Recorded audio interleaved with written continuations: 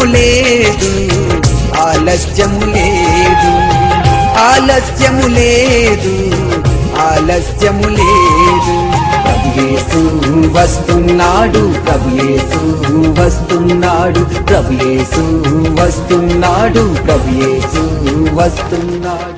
దైవజనుడు brother R Israel గారు ఆంధ్ర క్రైస్తవ లోకమునకు చిరపరిచయస్తులు ఇంచుమించు 400 పుస్తకములను ప్రచురించిరి. బ్రదర్ శ్యామ్ జబదురై గారి రచనలతో పాటు ప్రసంగములు, ప్రసంగాంశములు, రాకడకు సంబంధించిన పుస్తకములు, భక్తుల జీవిత చరిత్రలు, ప్రార్థన, విజ్ఞాపనలకు సంబంధించిన పుస్తకములు, గ్రంథముల పరిచయము, పాస్టర్ పాల్ యాంగ్ చో, సాధు సుందర్ సింగ్ గార్ల రచనలు మరియు బైబిల్ కథలు, సండే స్కూల్ పుస్తకములు మా వద్ద లభించును.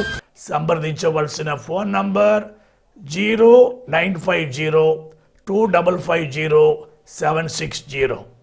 ఈ పుస్తకములన్నీ రకమునకు 1 చొప్పున తీసుకొనుటకి 2500 వరకు అవుతూ ఉంది.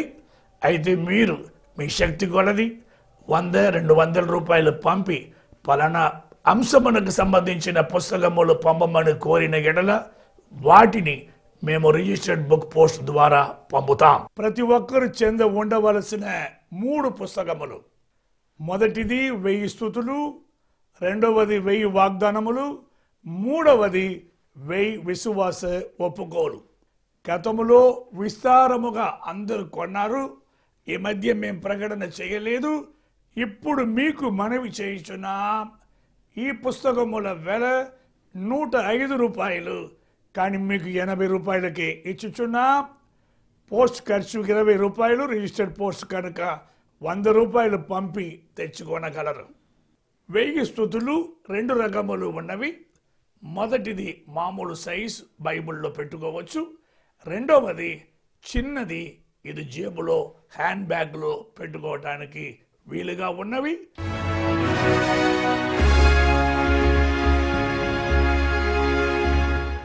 Praise the lord. అల్ఫయు నేనే, ఒమేగయు నేనే, ఆదియు అందమునయున్నవాడను నేనే అని సెలవిచ్చిన యేసుక్రీస్తు నామమున మీకందరికీ శుభము కలుగును కాక. ఆత్మ ప్రేరేపణ కొలది కొన్ని ప్రాముఖ్యమైన సంగతులను ప్రయాసపడి మీకు అందిస్తున్నాను. పాత నిబంధన కాలమందు 4 పెద్ద ప్రవక్తలు జీవించారు. యెషయా, యిర్మీయా, ఎజెకియేలు, దానియేలు. తదుపరి 12 మంది చిన్న ప్రవక్తలు కూడా జీవించారు. ఈ చిన్న ప్రవక్తలలో ఒకడైన ఆమోసు ఆయా రాజుల కాలమందు జీవించాడు, ప్రవశించాడు. ఆయన నిక్ నేమ్ పశువుల కాపరి. ఆయన మొట్టమొదట పొరుగు దేశముల మీద తీర్పును, దోషమునకు శిక్షను ప్రకటించాడు. తదుపరి దేవుని ప్రజల మీద ప్రకటించాడు. ప్రియులారా, ఆయన ప్రవచనాలు, దాని నెరవేర్పులు సమస్తమును కూర్చి ఇప్పుడు విననయ్యున్నా వాక్యము. యెహోవా సెలవిచ్చినది ఏమనగా, దమస్కు 3 సార్లు 4 సార్లు చేసిన దోషములను బట్టి నేను తప్పకుండా దానిని శిక్షింతును. దమస్కు అనున్నది ఇప్పటి సిరియా యొక్క రాజధానిగా ఉంది. ఈ దమస్కు వారు దేవుని ప్రజల పంట మీద పడ్డారు. చాలామంది అనుకుంటారు ఇప్పుడు కాలంలోనే కోత మిషన్ వచ్చింది అనుకుంటారు. ఈ కోత మిషన్ ఆ దినములలో కూడా ఉండింది. వారు ఇనప పనిముట్లను తీసుకొని వచ్చి పిడరా ఉన్న పాటున పొలం పంట మొత్తము కోసుకొని వెళ్ళిపోయారు. వారు దోషమునకు తగిన శిక్షను ప్రకటించాడు ఆమోసు. మీరు కీరు దేశమునకు చెరకొని పోబడుదురు అన్నాడు. అది అక్షరముల నెరవేరినది. వాస్తవానికి ప్రవక్తలు వేరు, ప్రవచించు కృపా వరములు వేరు.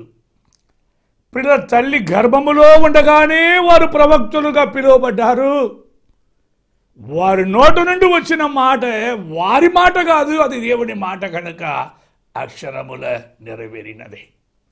ఇలాగ ప్రవచించారు, ప్రవచనములు నెరవేరినాయి. అంత మాత్రములో వారు హెచ్చించుకొనలే, వారు తగ్గించుకున్నారు. వాక్యము, నేను ప్రవక్తనైనను కాను, ప్రవక్త యొక్క శిష్యుడినైనను కాను, కానీ పశువుల కాపరిని, మేడి పండ్లు ఏరుకొని వాడను. ప్రియులారా, మనము ఆలోచనలో పడాలి. చిన్న తప్పు జరిగిన వెంటనే దేవుడు శిక్షించాడు. 1-2 సార్లు తప్పు చేసినా శిక్షించాడు. ప్రతిసారి 3-4 సార్లు దోషమునకు పాల్పడినప్పుడు దేవుని కోపం వస్తూ ఉంది. పశువుల కాపరి అయిన ఆమోసు ఖచ్చితంగా అంటున్నాడు, నేను ప్రవక్తను కాను, ప్రవక్త యొక్క శిష్యుడను కూడా కాదు, నేను పశువుల కాపరిని అంటున్నాడు. నిజం ప్రియులరా, మనము కొంచెము ఆలోచనలో పడాలి. బాప్టిజం ఇచ్చి యోహాను ప్రభువుకు ముందు దూతగా వచ్చినప్పటికీ ఆయన నోట నుండి వచ్చిన మాట ఇలాగ ఉంది, he must increase, I must decrease. ఆయన హెచ్చవలెను, నేను తగ్గవలెను. నిజం ప్రియులరా, ఎవరైతే దేవుణ్ణి హెచ్చిస్తున్నారో వారికి దేవుణ్ణి సంతోషపెట్టువారుగా ఉంటారు. ఎవరైతే తమ్ము తాము హెచ్చించుకొనుచున్నారో వారు దేవుణ్ణి బాధ పెట్టువారై ఉన్నారు. మంచిది, తగ్గించుకొనుటకి మీరు ప్రయత్నము చేయండి. ఆత్మ వరములను బట్టి దేవుని మహిమపరచండి. నేను ప్రవక్త శిష్యుడనని చెప్పి డంబముగా మాట్లాడవద్దు. మీరు జాగ్రత్తగా ఉండుట మంచిది. ముందు పొరుగు దేశముల మీద తీర్పును ప్రకటించిన ఆమోసు దేవుని ప్రజలైన యూదా ఇశ్రాయేలు మీద కూడా తీర్పును ప్రకటించాడు. వాక్యము, యెహోవా సెలవిచ్చినదేమనగా, యూదా 3 సార్లు 4 సార్లు చేసిన దోషములను బట్టి నేను తప్పకుండా వారిని శిక్షింతును, యూదా మీద నేను అగ్ని వేసేదను. దేవుని ప్రజల మీదకి కఠినమైన తీర్పు వచ్చింది. నేను యూదా మీదకి అగ్ని వేస్తాను అన్నాడు. ఎంత భయంకరమైన తీర్పు! 3-4 సార్లు చేసిన దోషమును బట్టి యూదా దేవుని ఆలయము తగలబెట్టబడుతుంది అన్నాడు. నిజముగా బాధకరమైన పరిస్థితులను ఆమోస్ గ్రంథములో చదువుచున్నా నాకెంతో భయం వేస్తూ ఉంది. చాలామంది పాపదోషములను గురించి పట్టించుకోకుండా తెగించి పాపాలు చేస్తున్నారు. నా నోరు నా ఇష్టమని ఎంతో స్పీడ్గా మాట్లాడేస్తున్నారు. వారికి ఎందుకు భయము లేదు అని నేను అడుగుచూ ఉన్నాను. తీర్పు వెంటనే రాకపోవచ్చు, కానీ దేవుని తీర్పు సింహము యొక్క గర్జనతో సమానముగా ఉంది. ప్రవక్తలు దేవుని సంకల్పము లేక మర్మములను ఎరిగిన వారై ఉన్నారు. వాక్యము, తన సేవకులైన ప్రవక్తలకు తాను సంకల్పించిన దానిని బయలుపరచకుండా ప్రభువైన యెహోవా ఏమీ చేయడు. మన దేవుడు తన సంకల్పమును అనగా తాను దాచిపెట్టిన రహస్యములను బయలుపరచుచున్నాడు. ఎవరికి? తన సేవకులైన ప్రవక్తలకి. చాలా మంది దైవ సేవకుల మీద, సంఘ కాపరుల మీద, సమర్పణ కలిగిన వారి మీద విరుచుకుపడతారు. ఎందుకంటే దేవుని యొక్క ప్రత్యక్షతను బట్టి వారు మాట్లాడినప్పుడు వారి యొక్క హృదయం గుచ్చుకుంటుంది, నొచ్చుకుంటుంది. జాగ్రత్త సొమ్మి. దేవుడైన యెహోవా తాను సంకల్పించిన దానిని సేవకులైన ప్రవక్తలకు బయలుపరచకుండా ఏమీ చెయ్యడు. అనగా ఆయన ముందు బయలుపరుస్తాడు, తరువాత చేస్తాడన్నదే సత్యము. ప్రవక్తలైన సేవకులను గురించి కూడా నేను మాట్లాడాలనుకుంటున్నాను. ప్రియులారా, పాత నిబంధన ప్రవక్తలు ఉన్నారు, కొత్త నిబంధనలో అపోస్తలులు ఉన్నారు. అపోస్తలులు ప్రవక్తలు వేసిన పునాది మీద సంఘము కట్టబడుచు ఉన్నది. నిజం ప్రియులారా, కొత్త నిబంధన కాలం మందు పంపబడిన వారందరూ అపోస్తలులని అనుకుంటున్నారు, కానీ అందరూ అపోస్తలులు కాదు.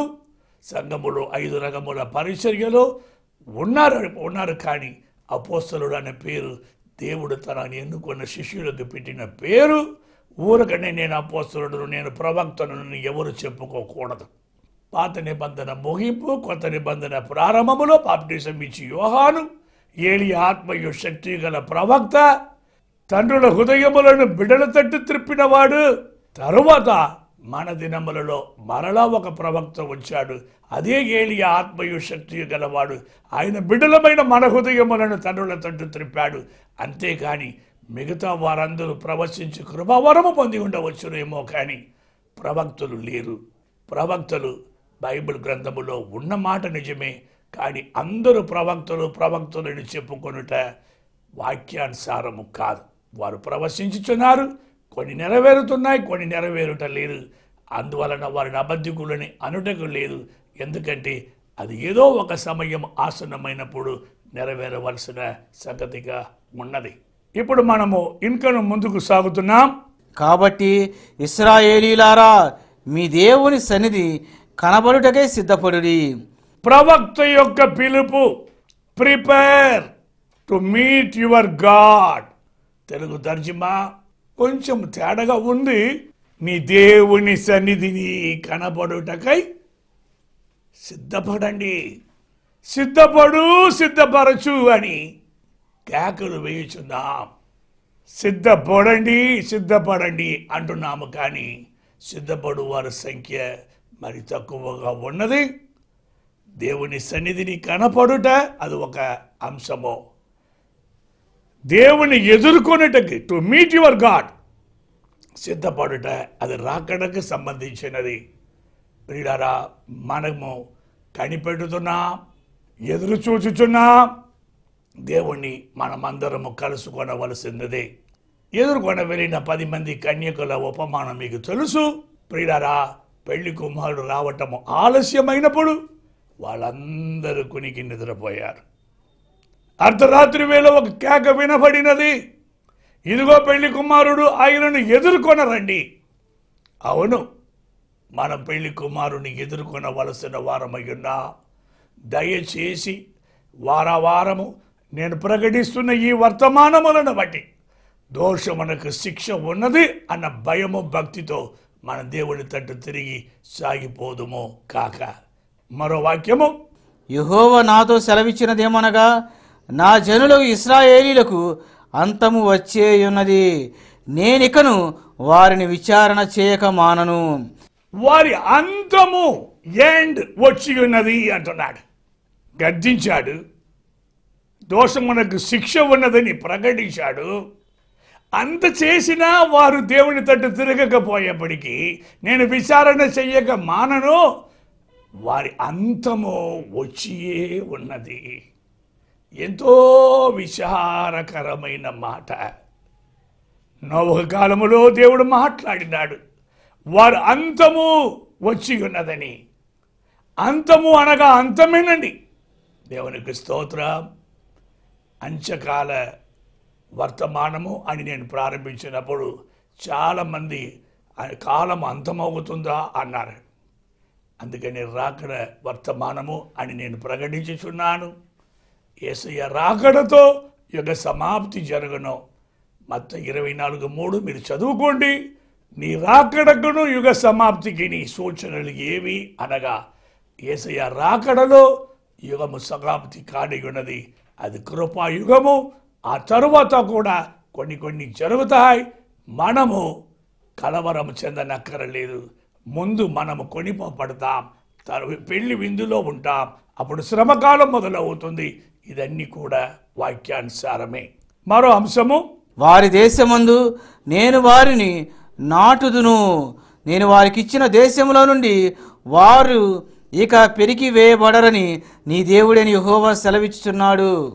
ప్రపంచమంతట చెదిరిపోయిన వారిని మరలా తెచ్చి నాటుతాను, వారు ఎన్నడూ మరలా పెరిగి వేయబడరు అంటున్నాడు. అయ్యా, దోషమునకు శిక్ష అని ప్రారంభించారు, చివరిలో వారిని నాటుతాను, పెరిగి వేయనని చెబుతున్నారు. ఇది ఏమిటి అని అడుగుతున్నారా? మన దేవుడు దయగల తండ్రి. ఆయన కఠినాత్ముడు కాదు, కరుణామయుడు. ఇప్పుడు జరుగుతున్నది ఏంటో తెలుసా? అంజూరపు కొమ్మ లేతదై చిగురించు కాలము. ప్రపంచమంతా చెదిరిపోయిన దేవుని ప్రజలైన ఇశ్రాయేలీయులు 1948 సంవత్సరము ఇశ్రాయేల్ దేశమునకు చేరారు. ఇశ్రాయేలు అవతరించినది ప్రియులారా నమ్మశక్యము కాని రీతిలో 6 దినముల యుద్ధమును కూడా వారు గెలవగలిగారు. ఇప్పుడు ప్రపంచమంతా కూడా ఇశ్రాయేలు తట్టు చూస్తున్నట్టుగా మనం గమనిస్తున్నాం. వ్యవసాయ రంగమేమి, ప్రియులారా డిఫెన్స్ అనగా యుద్ధోపకరణముల విషయములోనేమి ఇశ్రాయేల్ దేశము టాపులో ఉంది. నిజముగా నేను మాట్లాడుతున్నాను, అది దేవుని అనుగ్రహము. నేను నాటుతాను, ఎన్నడూను పెరిగి వేయను. ప్రియమైన ప్రేక్షకులారా, మీ పాప దోషములను బట్టి మీరు పశ్చాత్తాపడుతున్నారా? రక్షింప నేరకుండా ఆయన హస్తము కూర్చి కాలేదని మీరు నమ్ముతున్నారా?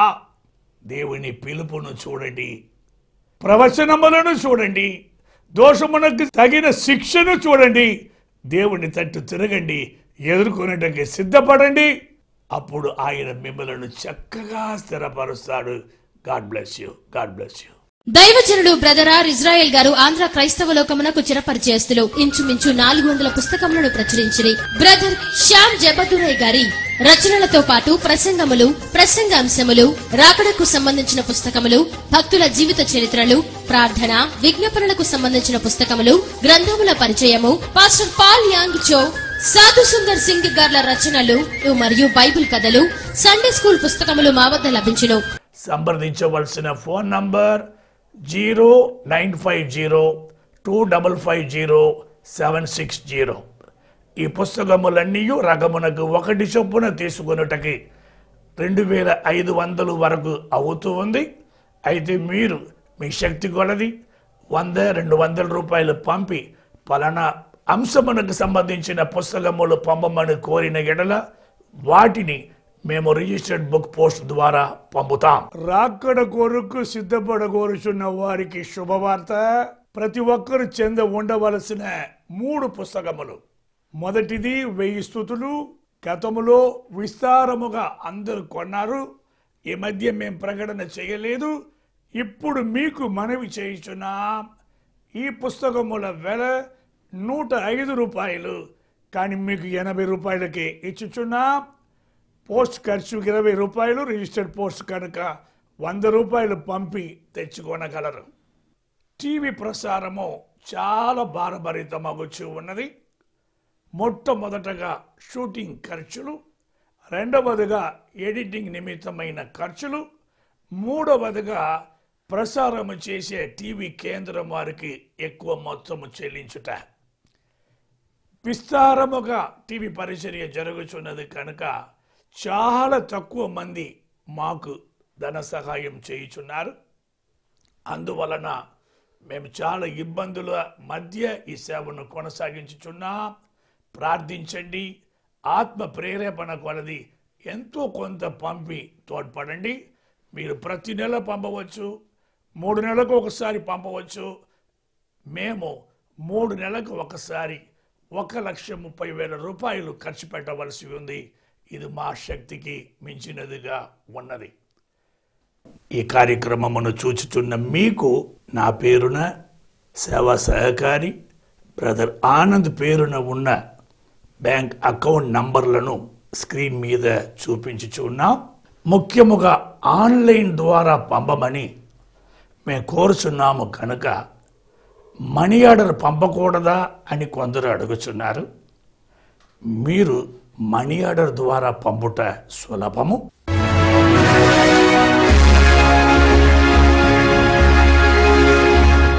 ప్రతి విడుదల స్వస్థత సందేశమునకు ముందు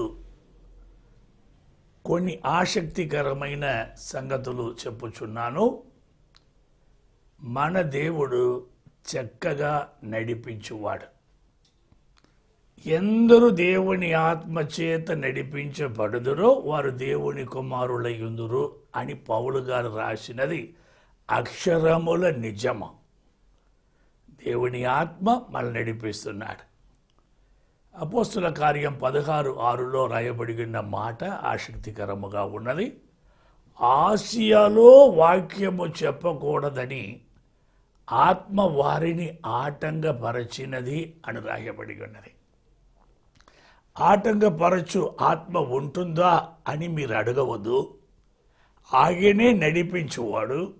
మన మార్గములో ఏదో ప్రమాదం పొంచి ఉంటే ఆయన ఖచ్చితముగా మనలను ఆపుతాడు. అప్పుడు మనము విసుగు చెందకూడదు.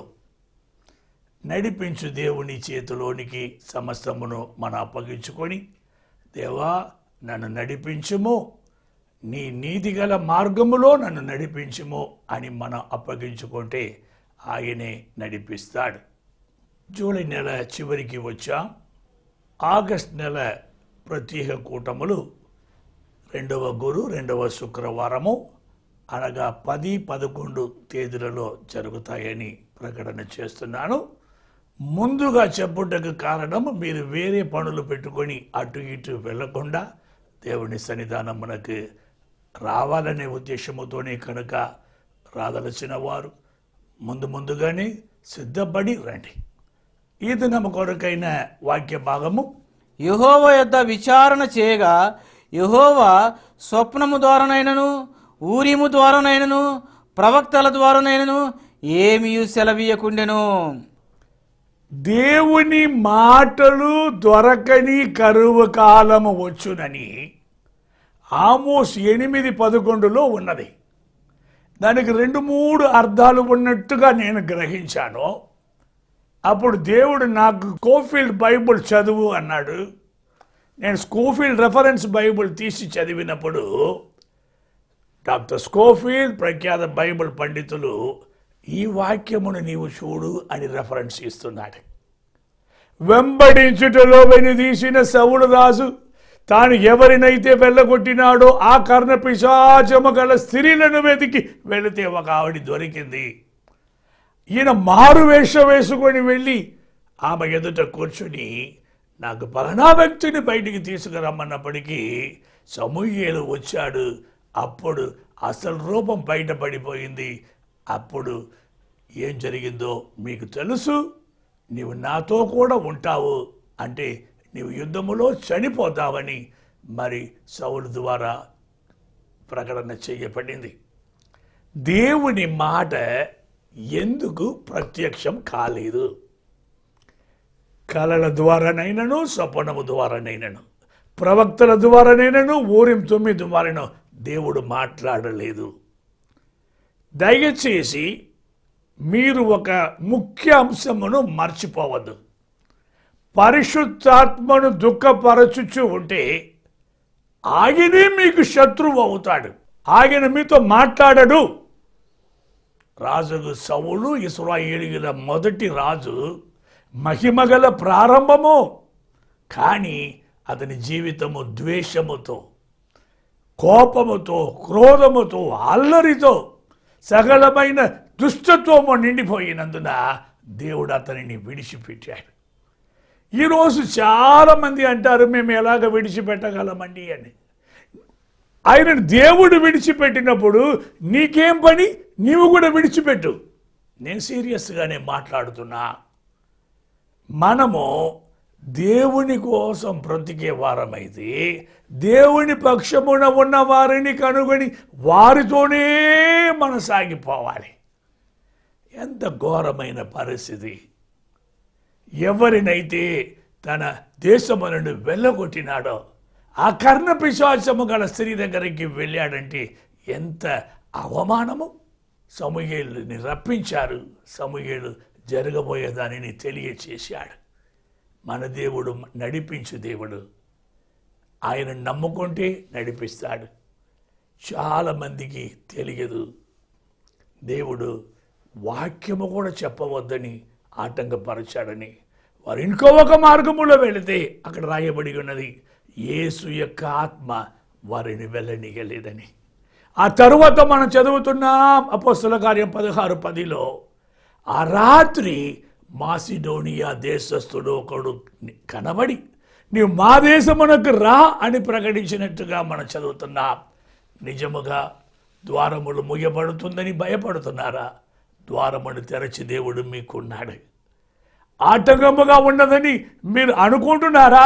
అడ్డములను పడగొట్టి మేము నడిపించి దేవుడు మీ పక్షమున ఉన్నాడు. మీరు మాత్రము దేవునికి ఇష్టము లేని వ్యర్థమైన పనులకు పోవద్దు. దేవుని మీదనే ఆధారపడండి. మన దేవుడు నడిపించి దేవుడు. చిన్న ప్రార్థన. ప్రియ పరలోకపు తండ్రి, మా రాజానికి స్తోత్ర. దేవుని వాక్యము దొరకని కరువు అయ్యా, వాస్తవానికి అయ్యా నీ ప్రజలు నీ మాటను వినకపోవడం వలన కరువు కలుగుతూ ఉంది. గాడిదలను వెదికి వెళ్ళిన సౌలును ఇశ్రాయేలు మీద రాజుగా చేసి అయ్యా నీకు స్తోత్రం హెచ్చించావు.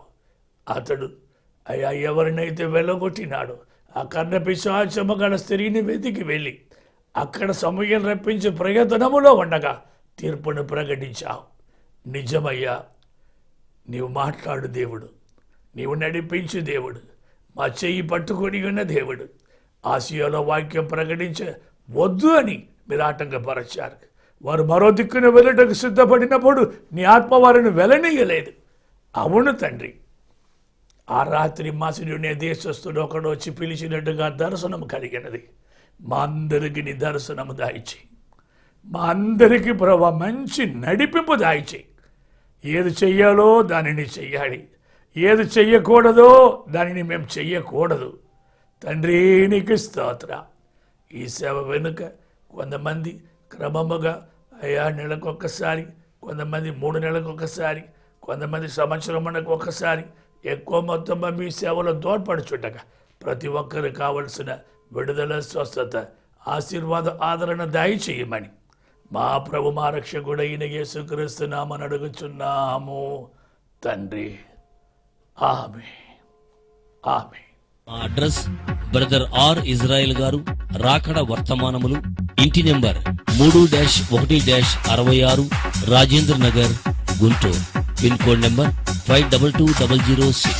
Hour address brother R Israel, రాకడ వర్తమానములు, డోర్ నెంబర్ 3-1-66, రాజేంద్ర నగర్, గుంటూరు 522006.